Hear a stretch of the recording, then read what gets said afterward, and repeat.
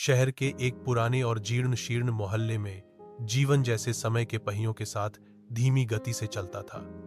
यहाँ की गलियां तंग थीं, घरों की दीवारों पर समय की धूल जमी हुई थी और छतों पर बारिश के धब्बे पक्के निशान छोड़ गए थे।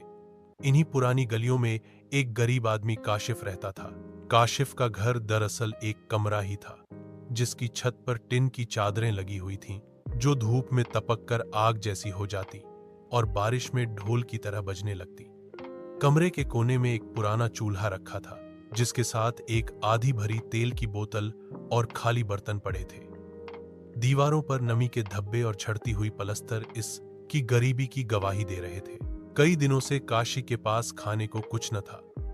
सुबह वह गली में निकलता, रोगार की तलाश में जाता, मगर हाथ हमेशा खाली रहते।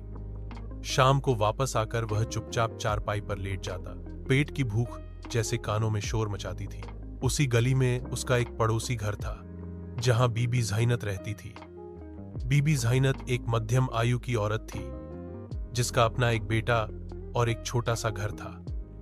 पति कई साल पहले गुजर चुके थे, मगर ज़ैनत ने मेहनत और सब्र से घर को संभाल रखा था। वह सबकी मदद करने वाली, नरमी से बोलने वाली और दिल की साफ औरत थी। एक दिन दोपहर के समय, जब धूप गली में तेज चमक रही थी और हवा में हल्की सी धूल घुल रही थी, बीबी ज़ैनत अपने आंगन में आटा गूंथ रही थी। पास ही एक चूल्हे पर हांडी चढ़ी थी, जिसमें दाल पक रही थी।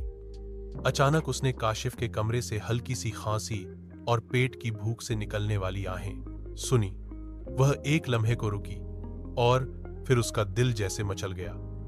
यह आवाज, क्या काशिफ ने कुछ खाया भी है पिछले दिनों? उसने दिल ही दिल में